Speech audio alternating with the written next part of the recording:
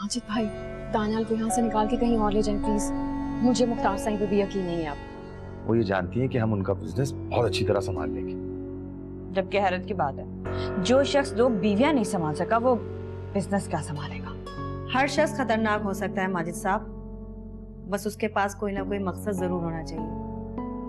अगर हम इस नेटवर्क को बेनकाब कर रहे हैं तो हम भी कम खतरनाक नहीं है।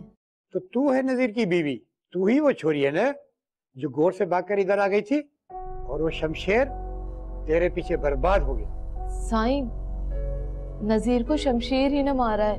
नहीं, नजीर को शमशेर ने नहीं मारा। साईं, आप नहीं जानते, शमशेर ने ही नजीर को मारा था। वो बहुत नफरत करता था नजीर से, उसने मेरी वजह से सब कुछ किया। वाह छोरी वाह, मैं गांव का रईस, मुझे नहीं मालूम। मेरे गोट में जो भी होता है ना वो सब मेरी नजर में होता है। और नजीर बेगुनाह है। तेरे मुर्स को वडेरे खुदाबख्श ने मरवाया है और तेरे नजीर ने उसके जमीन का पानी चुराया था। ये बात मुझे गांव के लोगों ने बताई है। लेकिन साईं, गोट में तो सब यही कहते हैं कि शमशेर ने कत्ल किया था। ये तेरी समझ की बात नहीं है छोरी। मुझे ये बता कि माहिन के यहाँ क्या चक्कर है? नहीं साईं, वो तो अपने शौहर की वजह से परेशान है, कोई चक्कर वक्कर नहीं है। मैं मुख्तार की बात कर रहा हूँ। मुख्तार माहिन के पीछे क्यों परेशान है? उसकी शादी भी इसीलिए नाकाम हो गई कि वो माहिन के चक्कर में इधर कराची आ गया। साईं, ये माहिन बहुत चालाक है। एक तरफ मुख्तार साईं को काबू कर रखा है और दूसरी तरफ अपने शौहर की मोहब्बत का दम भरती है। यही तो मैं भी कह रहा हूँ कि मुख्तार उस छोरी के पीछे पागल है।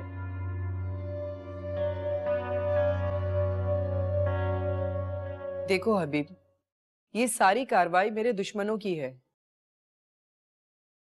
लेकिन मैंने भी कोई कच्ची गोलियां नहीं खेली हैं। एक जमाना गुजर गया मुझे इस कारोबार में, सारे दाव पेच आते मुझे। ये कारोबार आपके शौहर का था?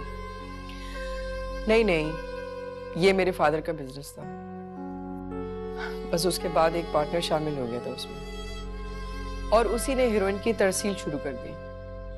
और जब जंग खत्म हुई तो वो अपने मुल्क वापस चला गया। लेकिन पापा इस कारोबार में इतना धंस चुके थे कि वो अपने आप को बचा ना सके।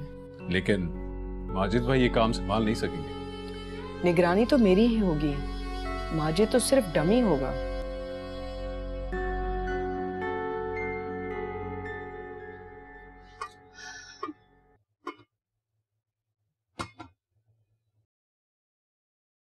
सुनो, तुमसे एक जरूरी बात करनी है। क्या बात करनी है तुम्हें? देख लो, तुम्हारा ही फायदा है इसमें। तुम कभी किसी को फायदा नहीं पहुंचा सकते। खैर, बोलो क्या बात है। तुम्हारा दिमाग कुछ ज्यादा खराब नहीं हो गया? अपने आप को तुम इस घर की मालकिन समझने लगी और अपने काम से काम रख। मुख्तार साईं ने तुम्हें मना किया था ना कि घर के अंदर आने की कोई जरूरत नहीं है। कैसे आए तुम? और तुम्हारी हिम्मत कैसे है मेरे साथ बकवास करने की? तुम्हारे मुख्तार का बहुत जल्द बंदोबस्त करूंगा। और हाँ, इसके बाद तुझे भी देख लूंगा, समझी?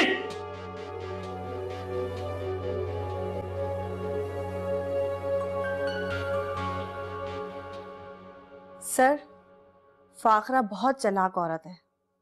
उसने खुद को बचाने के लिए माजिद की गर्दन के साइज का फंदा तैयार कर लिया है।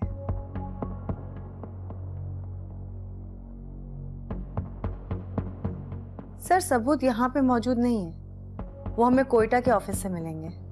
यहाँ की फाइलों में तो सिर्फ कचरा भरा हुआ है।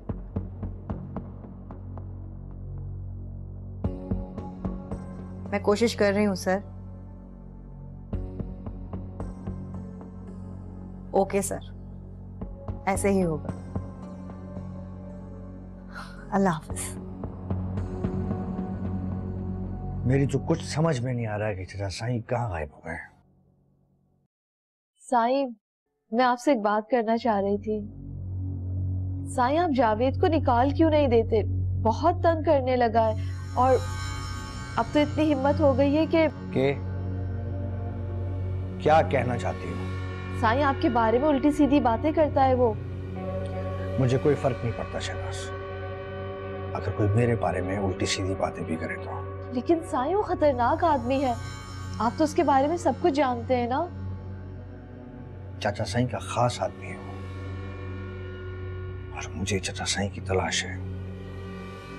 पता नहीं कहाँ चले गए। जब तक वो यहाँ पे है, चाचा साईं का सुराग लगाने में मुझे शायद आसानी हो जाए, इसलिए उसे कुछ नहीं कह रहा।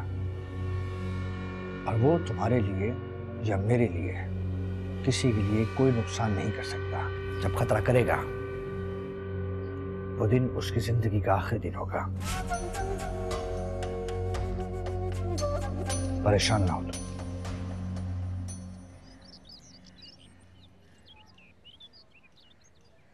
बात सुन,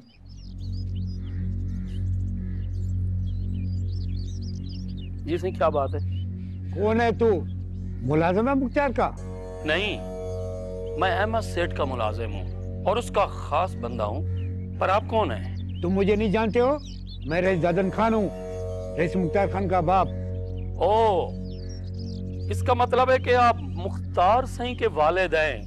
अरे वाह सही, वाह, शाबाश है। आप उसी के घर में रह रहे हैं जिसकी आपसे दुश्मनी है। वाह सही, वाह। दिमाग खराब है तेरा? ये घर मेरे बेटे का है, इधर राज भी मेरे बेटे का है। तेरा सेठ तो कंगाल है, उसके पास है क्या? सही, आपकी उम्र का ख्याल कर रहा हूँ। आप सेठ के बारे में एक लफ्ज भी ना बोले तो बेहतर होगा। क्या करेगा तू? तुझे मेरी ताकत का पता ही नहीं है। सही, मुझे इजाजत नहीं है, मैं किसी से बात नहीं करता, डायरेक्ट वारदात करता हूँ बड़े मियाँ। तेरा सेठ तो मुझे देखते ही दुम दबा के भाग जाता है, और तू बात करता है? तू सब्र कर, तेरा भी इलाज करते हैं और तेरे सेठ का भी इलाज करते हैं।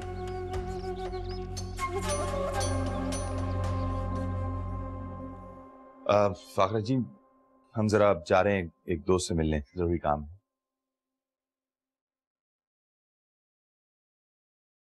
कहीं आपके दोस्त का नाम अंजुम तो नहीं है? नहीं। अगर तुम जाना चाहते हो तो चले जाओ, आखिर वो भी तो तुम्हारी बीवी है। फाखरा जी, खैरियत तो है? ये आप कह रही हैं? इतना बड़ा इनकलाब? जब तुम मेरी हर बात मान लेते हो तो क्या मेरा फर्ज नहीं बनता है कि मैं तुम्हारी बात मानूं? वाह भाई, ये तो जबरदस्त ख्याल आते हैं आपके। अरे भाई, हमें तो यकीन ही नहीं आ रहा, खुदा की कसम। जाना है तो जाओ, अब ज्यादा एक्टिंग करने की जरूरत नहीं है। और सुनो, थोड़ी जल्दी आ जाना। चलो ठीक है, हम जा रहे हैं, फिर जल्दी हैं। वो सिराज साहब आ रहे हैं ना, तो कागजात पे साइन करवाने हैं, इसलिए मैं कह रही थोड़ी जल्दी आ जाना। चलें ठीक है, बस हम जा रहे हैं, वापसी आते हैं तो फिर फाइल देख लेते हैं। अभी साइन कर देते ना। फाखरा जी, देखे बगैर साइन करना जरा खतरनाक हो जाएगा। क्या तुम्हें मुझ पे एतबार नहीं? हमें आप पे पूरा एतबार है, बस हम यूं गए और यूं आए। अच्छा सही। वापस।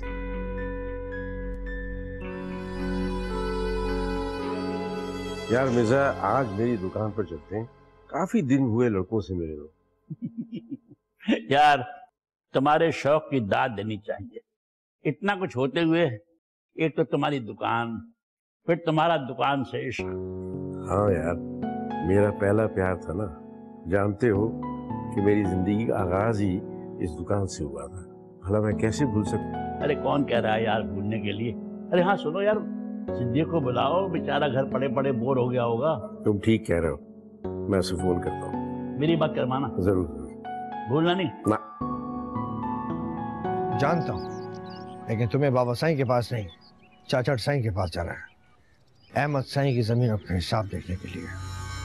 सही, जब अहमद सेठ को फिक्र नहीं है तो आपको फिक्र करने की क्या जरूरत है? इस वक्त फसल की कटाई का सीजन है। सारा साल मजदूर फसल की कटाई का इंतजार करते हैं ताकि वक्त आने पर वो अनाज का जखीरा कर सके। सही, ये बात तो अहमद सेठ भी जानते हैं, पर उन्होंने तो कोई इंतजाम नहीं किया।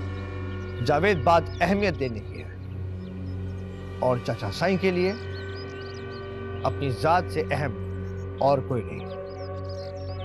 ठीक है सही, जैसे आपकी मर्जी। ये बताएं कि जाना कब है? हर चीज का ख्याल रखना जावेद। मुंशी से कहना कि अहमद साईं बाहर गए मुल्क से। हिसाब किताब का ख्याल से रखें। वो अभी गया है, आ जाएगा तो मैं साइन करवा लूंगी।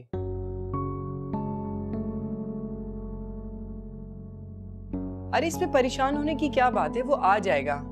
और वैसे भी मैं चाहती हूँ कि उसका मूड बिल्कुल भी खराब ना हो।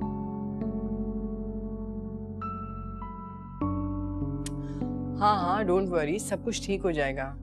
बस मैं चाहती हूँ कि माजिद उसका मालिक बन जाए।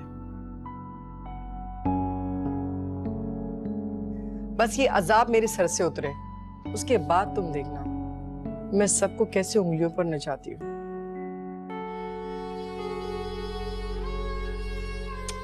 ओहो, वो सब पुरानी बातें हैं, हमें आज के दौर में जीना है।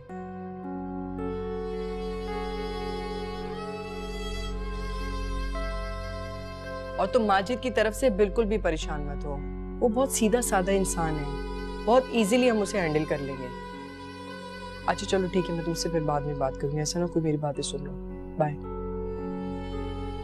तुम्हारी मेरी नाराजगी अपनी जगह, लेकिन मैं कभी भी नहीं चाहूंगा कि माजिद भाई की जिंदगी को कोई नुकसान पहुंचे। मैं भी नहीं चाहती हूँ।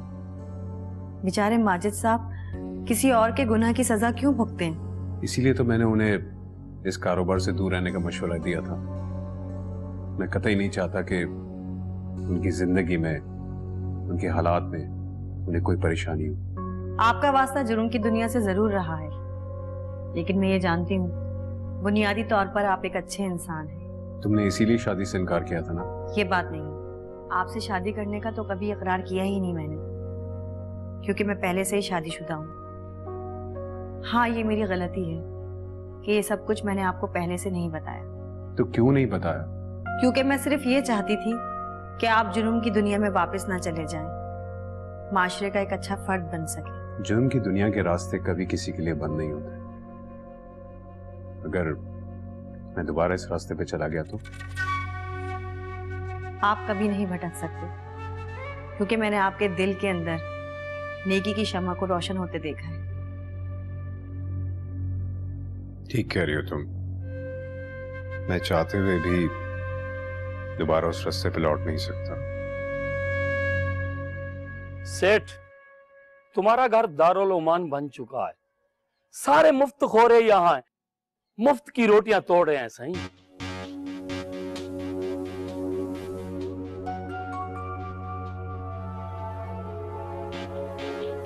दारन खान भी यहाँ आ गया है, लगता है किसी अहम मिशन में आया है। सही, वो तुम्हें पता चला ही लूंगा। हाँ, मुख्तार सही कह रहे हैं कि आप चाचा सही की फसलों पर चले जाओ, क्योंकि तमाम किसान इसी दिन का इंतजार कर रहे हैं।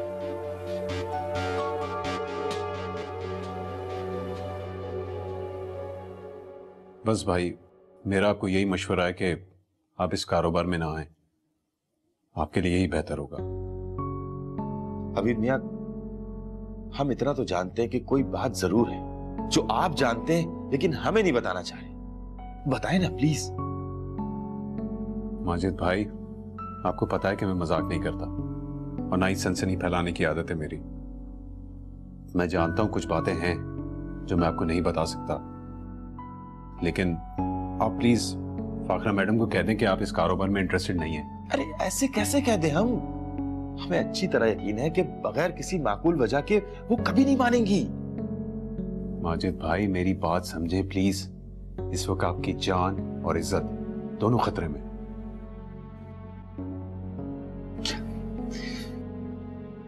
क्या करें?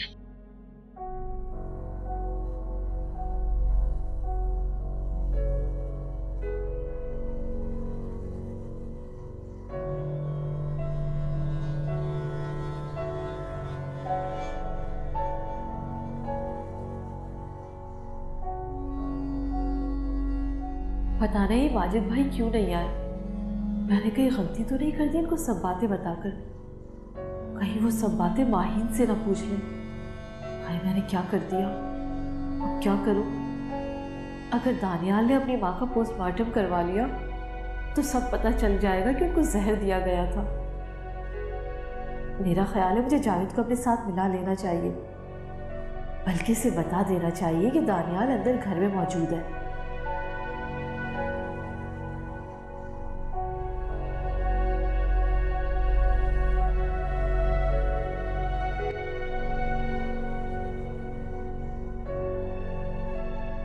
खैरियत तो है?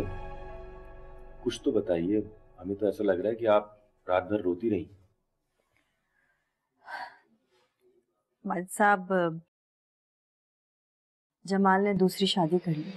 क्या? दूसरी शादी? लेकिन क्यों? क्या आपने उन्हें बताया नहीं कि आप वापस आ रही हैं उनके पास? वो मुझसे नाराज है, बहुत गुस्से में है। बोलता है कि कब तक तुम्हारा इंतजार करूं, इसलिए कर ली दूसरी शादी। फिर क्या कहा? हमारा मतलब है कि अभी तक तो कुछ नहीं कहा, बस यही बोला कि जब तुम्हें जरूरत होगी तो मैं डिवोर्स भेज दूंगा।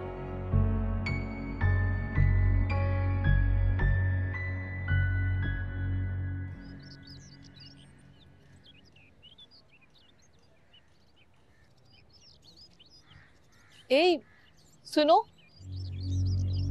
खैरियत तो है? हमसे क्या कम पड़ गया? एक काम करोगे मेरा? काम? वो भी जावेद से?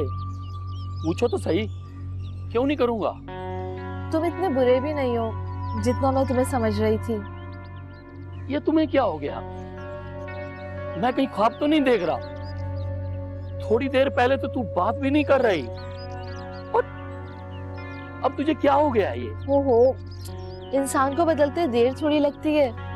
अब देखो ना, मैंने तुम्हारे साथ कितना बुरा रवैया रखा और उसके बावजूद भी तुम। अच्छा छोड़ इन बातों को, ये बता के मैं तेरे क्या काम आ सकता हूँ? तुम्हें दानियाल की तलाश है ना? हाँ, कहाँ है वो? तुम्हारे बेहद नजदीक। क्या? क्या मतलब? वो इसी घर में मौजूद है? हाँ, वो इसी घर में है और उसे माहीन ने छुपा के रखा हुआ है। मुझे तो पहले ही शक था कि वो अंदर ही हो सकता है। तुम उसे किसी तरह वहां से निकाल लो, तभी तो माहीन तुम्हारे काबू में आएगी।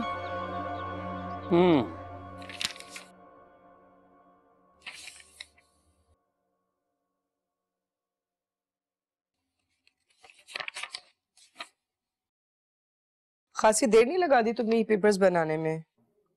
मैडम ऐसे कामों में तो वक्त लगता है और जरा सी गलती पासा पलट देती है। अच्छा पहले मुझे ये बताएं कि माजिद के साइन कहाँ करवाने हैं? जी जरूर, मैं आपको बता देता हूँ कहाँ साइन करना है, और आपको भी साइन करना है। मैं क्यों करने लगी साइन? मैडम आप ही ने तो कहा था कि सब कुछ आप उनके नाम कर रही हैं, तो आपका साइन करना तो बनता है। आप साइन नहीं करेंगी तो ये बिजनेस उनके नाम कैसे होगा? अरे इस तरह से तो मैं पकड़ी जाऊंगी। आप परेशान नहीं हो मैडम, मैं हूं ना, कोई प्रॉब्लम नहीं होगी। देखो सिराज, मुझसे सही बात करो। मैडम आपने शादी से पहले ये बिजनेस उनके साथ स्टार्ट किया है और ये सारे पेपर वही हैं। तुम सच कह रहे हो ना? कोई बाद में मसला तो नहीं होगा ना? आप बेफिक्र हो जाए, मैं हूं ना, कोई प्रॉब्लम नहीं होगी। बस यही तो प्रॉब्लम है। कुछ कहा आपने शायद? नहीं, मैं आपसे कुछ नहीं कह रही थी। आप मुझे बता दें कहाँ पे साइन करने में कर देती हूँ।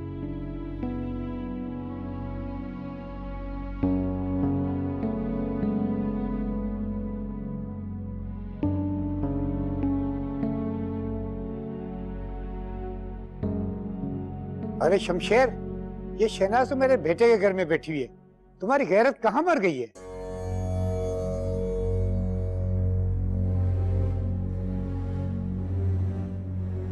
हाँ बाबा, नजीरे की बहन भी उसके साथ है। ये दोनों यहाँ छुप कर बैठी हुई हैं और तुम वहां मूछें ऊंची करके चल रहा है।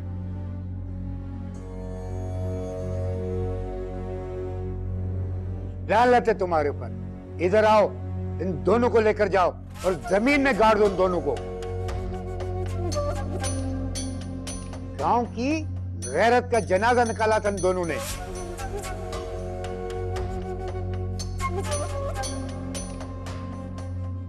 अरे बाबा परवाह न कर, मैं हूं ना, तू यहां आ जा।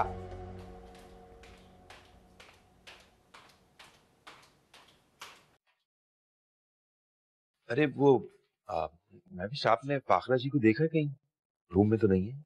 वो तो ड्राइंग रूम में है। ड्राइंग रूम में? कोई आया हुआ है क्या? हाँ, वो एडवोकेट सिराज आए हुए शायद। वो? मेरे ख्याल से वो पेपर्स तैयार करवा के लाए हैं और अब फाखरा जी उन पेपर्स पे आपके साइन लेंगी। तुम्हारी तो समझ में नहीं आ रहा कि हम मना कैसे करेंगे। फिलहाल तो कोई बहाना बना दें, उनको कुछ भी कह के टाल दें। अरे आपको नहीं पता, बहुत होशियार है वो, इस तरह नहीं मानेंगी। माजिद साहब, आप लेफ्ट हैंडेड हैं या राइट हैंडेड? हम लेफ्टी। क्यों? तो फिर आप एक काम कीजिए माजिद साहब, आप अपनी उंगलियों पर बैंडेज करवा लीजिए और फाखरा जी से बोल दीजिए कि वो दरवाजे में आ गई थी। बैंडेज करा ले पूरे हाथ की? आपकी मर्जी है, चोट कितनी गहरी है ये तो आप बेहतर जानते हैं। वैसे ये आइडिया बुरा नहीं है आपका। मेरे पास आइडियाज बहुत हैं जो वक्त जरूरत काम जरूर आ जाते हैं। ठीक है, फिर हम चलते हैं। अरे बात तो सुने माजिद साहब, जरा डॉक्टर से मजबूत बैंडेज करवाइएगा। तो हम करवा लेंगे, लेकिन अगर उन्होंने पूछ लिया तो? उसके लिए आप परेशान ना हो, मैं फाखरा जी से कहूंगी कि दरवाजे में आपका हाथ आ गया था। ठीक है फिर हम जा रहे हैं, आप संभाल लीजिएगा। जी जी।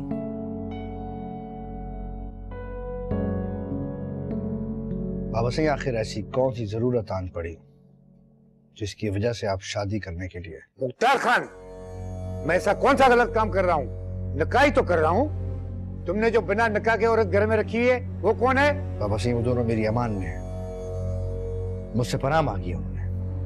मुख्तार खान, ये तुम क्यों बोल रहे हो कि पूरे गांव में इन दो लड़कियों की वजह से कितना खून खराबा हुआ है? जुल्म हो रहा था उसके साथ बाबा सिंह, पूरा गांव जुल्म कर रहा था उसके साथ। जब इस्लाम अपनी मर्जी की शादी की इजाजत देता है तो क्या जरूरत है जबरदस्ती करने की? वाह भाई वाह, दूसरों के लिए तो ये बात। अगर मैं दूसरी शादी करूंगा तो तुम्हें तकलीफ हो रही है? बाबा सिंह, आप क्या करने जा रहे हैं? वो लड़की नसरीन से भी छोटी है जिसको आप हमारी मां बनाने जा रहे हैं। मुख्तार खान, मेरे मामलात में ज्यादा बोलने की जरूरत नहीं है। और सुन, मैंने शमशेर को बता दिया है कि ये दोनों लड़कियां तुम्हारे पास है, आए और ले जाए। और इन लड़कियों को हम कब तक संभालेंगे? बाबा सिंह, आपने क्या किया? शमशेर खान उसकी जान का प्यासा है, वो उसे जान से मार देगा। भले मार दे, ऐसी लड़कियों का अंजाम ऐसा ही होना चाहिए मुख्तार खान। बाबा साईं ने शमशेर को बता दिया है कि तुम यहाँ पर हो। खुदाया, साईं, ये शमशेर खान मुझे मार डालेगा। इसीलिए शनाज, मैं चाहता हूँ कि तुम कहीं और चली जाओ। लेकिन कहाँ जाएंगे हम? कुछ ना कुछ इंतजाम तो करना ही होगा। आपके बाबा साईं ने ऐसा क्यों किया? मैंने क्या बिगाड़ा था किसी का? शनाज, ये पुराने लोग अभी तक गैरत के नाम पर फंसे हुए हैं। खुद चाहे जो मर्जी कर ले, लेकिन अगर कोई औरत अपनी बका के लिए आवाज उठाए तो उसकी जान के दुश्मन बन जाते हैं। आपने माहिन से बात की है? नहीं, जैसे ही बाबा साईं से मुझे ये बात पता चली है, मैं फौरन तुम्हारे पास आ गया तुम्हें इत्तला देने के लिए। अल्लाह, क्या करेंगे? कहाँ जाएंगे हम? परेशान ना हो, मैं माजिद भाई से बात करता हूँ, इंसान अच्छे हैं वो, कुछ ना कुछ बंदोबस्त तो कर देंगे। साईं, आप हमारे लिए इतना परेशान हो रहे हैं, मुझे बहुत शर्मिंदगी हो रही है। शहनाज, मैं तुम्हें अपनी बहन समझता हूँ और ये जानता हूँ कि तुमने कुछ गलत नहीं किया, इसीलिए तुम्हारा साथ दे रहा हूँ, परेशान नहीं हो रहा। साईं मैं माहीन को देख लूं।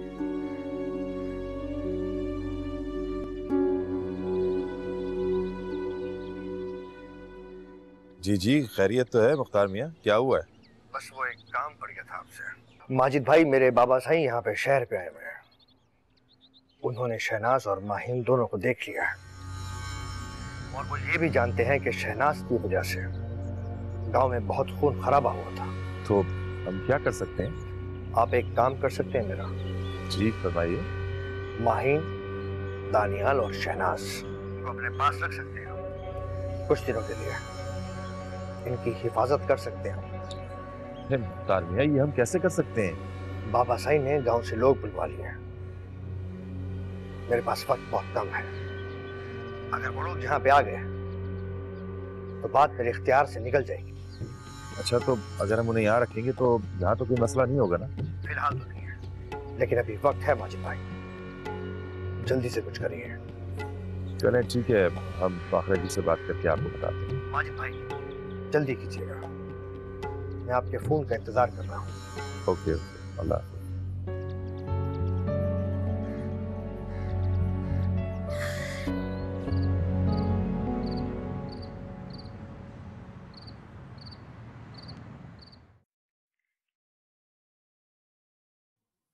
हेलो हेलो जमाल, तुम कहाँ हो? जानते हो मैं हमेशा के लिए तुम्हारे पास ही आ रही थी, लेकिन तुम्हारा तो नंबर ही बन जा रहा है। मुझे बताओ तुम इस वक्त कहाँ हो?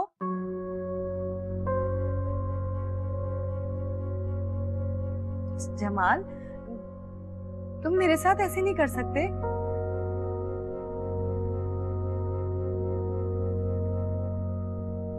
नहीं जमाल, बोल दो कि ये मजाक है। तुम मुझसे मजाक कर रहे हो ना?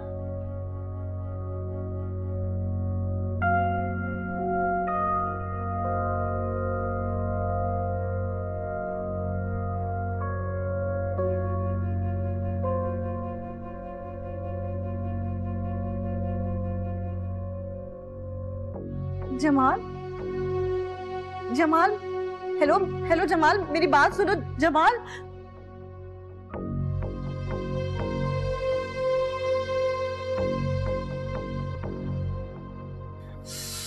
फाखरा जी, बहुत तकलीफ हो रही है।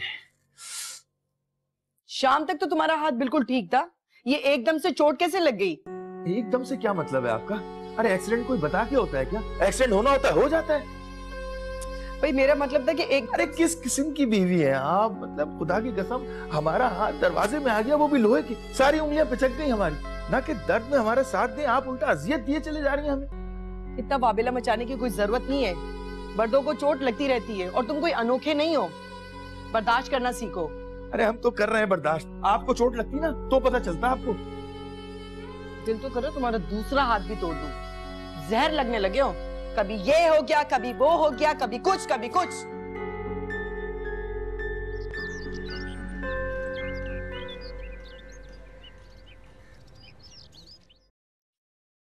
अभी जी, आज तुम्हें मेरे साथ हैदराबाद चलना है। ठीक है, मैं रेडी हूँ। आप क्या नया प्रोजेक्ट लगा रही हैं हैदराबाद में? गुलशेर मुझे बता रहा है कि कोयटा में कारोबार बिल्कुल सही चल रहा है। मैं सोच रही थी कि क्यों ना हैदराबाद में भी एक यूनिट लगा लूं। आइडिया तो बुरा नहीं है। और तुम देखो ना, माजिद के हाथ में चोट भी तब लगी जब मुझे उसकी ज्यादा जरूरत है। ओह अच्छा, मुझे तो पता ही नहीं चला। क्या हुआ है माजिद भाई को? बस एक जरा सी चोट है, उसने हवा बना के रखा हुआ है। अच्छा आप ये बताएं, हमें कितने बजे जाना है? बस थोड़ी देर में निकलते हैं। ठीक है, मैं तैयार हो जाता हूँ, आप भी रेडी हो जाए। अच्छा ये महविश नजर नहीं आ रही? उसने कहाँ जाना है जी, होगी अपने कमरे में। और ये माजिद का है? मैंने आपसे कहा ना, मैं कल सुबह से नहीं मिला उनसे।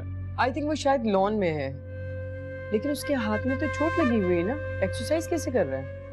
ठहरो मैं भी देख कर आती हूँ। आप तैयार हो जाएं, मैं देख लेता हूँ माजिद भाई को। जरा देखो तो सही। अच्छा रुको, मैं आती हूँ।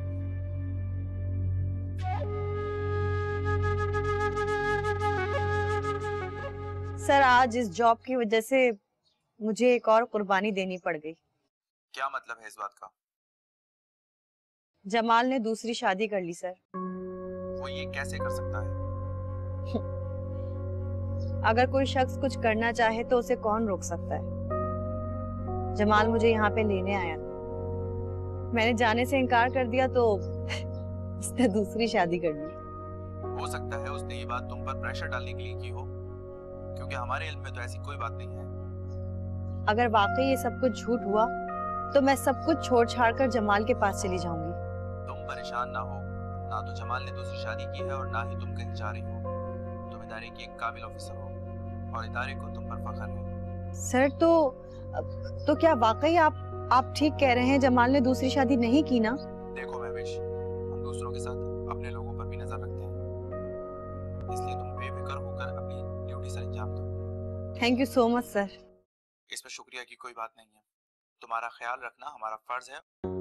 Okay sir, thanks again. और एक बात और। जी सर। वो ये कि खुद को कभी तन्हा मत समझना, हम लोग तुम्हारे बिल्कुल नजदीक हैं। जी सर।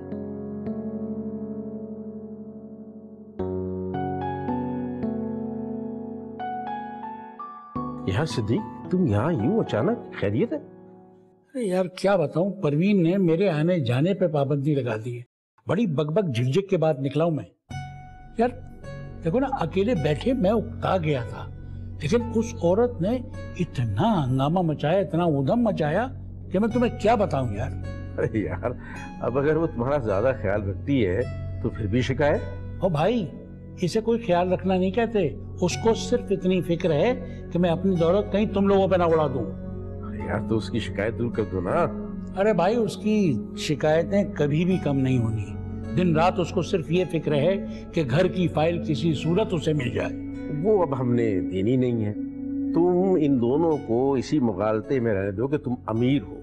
नहीं भाई कमाल, ज्यादा दिन तक ये चक्कर नहीं चल सकेगा, वो बहुत चालाक है।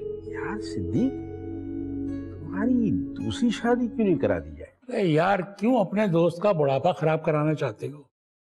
अरे यार चलो, शादी ना करना, शोशा तो छोड़ सकते हो। यार भाई कमल, तुम क्या ये हरकतें करने जा रहे हो यार? अरे यार कुछ भी नहीं, थोड़ी सी टर्न ट्विस्ट चाहिए यार जिंदगी में, थोड़ा सा थ्रिल आ जाए तो और भी मजा है। ओ भाई यार, खुदा के लिए ऐसी बातें मत करो यार। वैसे ही वो परवीन की माँ सादकाबाद से आ रही है। लो भाई, अब कहानी में मजा आएगा।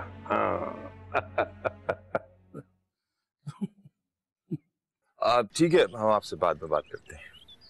हाँ जी माजिद भाई, आप यहाँ मौजूद हैं? हाँ, और अंदर आपकी बेगम आपको ढूंढ रही है। एक बात करो आपसे, ये जो फाखरा जी है ना, साइको हो गई है, साइको।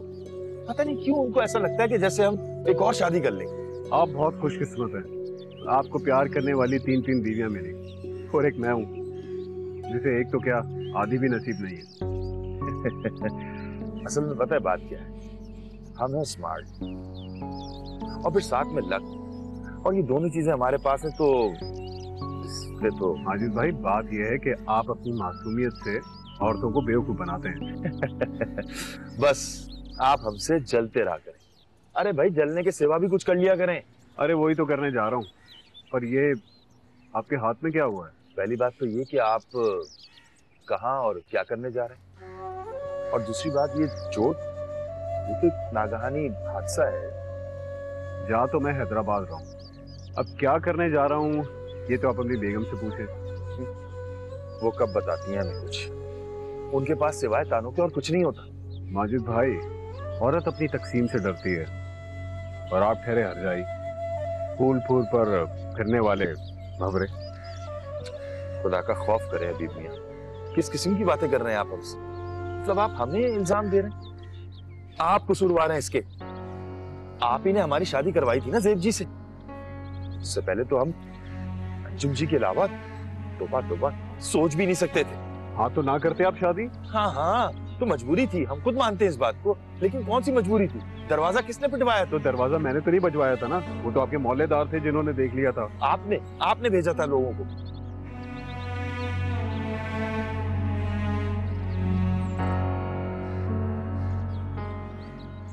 अम्मा अकेली ही सादकाबाद से चली आई, मैंने कहा था कि आने से पहले कॉल कर दीजिएगा ताकि नईम आपको स्टेशन पे लेने आ जाए, मगर कहने लगी कि नईम को क्या तकलीफ देनी।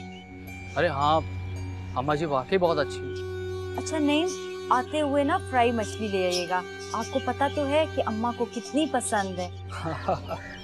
अरे बाबा हाँ हाँ क्यों नहीं। अच्छा बात सुनो, अब्बा जी की दवाई लानी है, जरा पूछ लें उनसे। रहने दो, उनको क्या जरूरत है दवाई की, वैसे भी नाक में दम कर रखा है।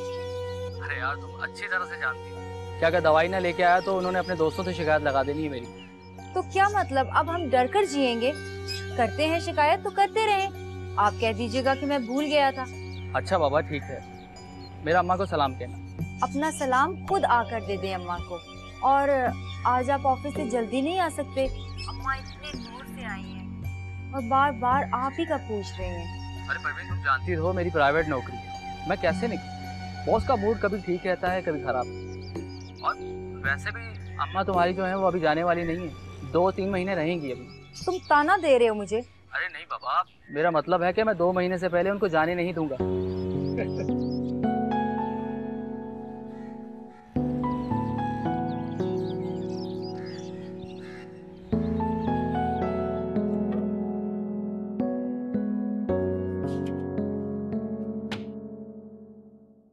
चाय बना रही हो? जी, पियेंगी आप? हाँ पिला दो, मेरे सर में बहुत दर्द हो रहा है। सर में तो दर्द होगा, इतना काम करती हैं आप, क्या जरूरत है इतनी भाग दौड़ करने की? जाहिर सी बात है, मेरा इतना बड़ा बिजनेस है, उसको लुक आफ्टर भी करना है, देखना भी है, घर को देखो काम को देखो, बंदा थक ही जाता है। ठीक कह रही हैं। वैसे एक बात कहूँ आपसे, आप माजिद साहब को अपने कारोबार में क्यों नहीं शरीक करती? माशाल्लाह से पढ़े लिखे समझदार इंसान है। रहने दो माजिद को, मैं यही सोच के उसे आगे लाने की कोशिश कर रही हूँ, लेकिन वो कहाँ समझता है। मैंने तो कागजात तक बनवा लिए हैं, लेकिन वो हाथ में चोट लगा के बैठ गया है। आप आराम से चाय पिए और बिल्कुल फिक्र नहीं करें, सब कुछ ठीक हो जाएगा। कैसे फिक्र ना करो, बल्कि मुझे अभी हैदराबाद के लिए भी निकलना है। खैरियत तो है?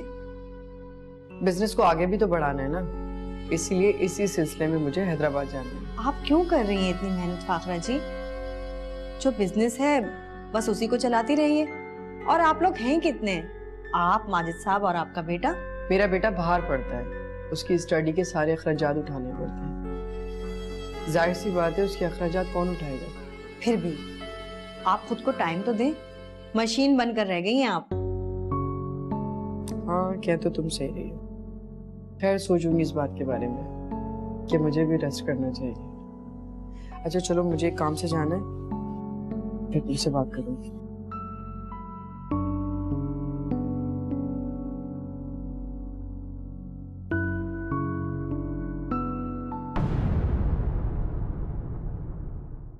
अब कागजात पर साइन तो माजिद के ठीक होने पर ही होंगे ना? जी बिल्कुल, लेकिन इन सिग्नेचर से फर्क क्या पड़ेगा? जो फर्क पड़ना है ना, उसकी अहमियत का तुम्हें अंदाजा नहीं है। आप ये बात अच्छी तरह जानते हैं, हम उल्टी खोपड़ी के आदमी हैं। आपने ज्यादा तंग किया ना तो हम घर छोड़ के चले जाएंगे। कहाँ जाओगे तुम? तुम्हारी पहली बीवी खुद तुम्हारे बाप के दोस्त के घर में रह रही है। अच्छा हुआ कि महविश जी ने हमें बचा लिया, वरना हम तो फंस जाते। महविश? एक और टुकड़े हुआ दिल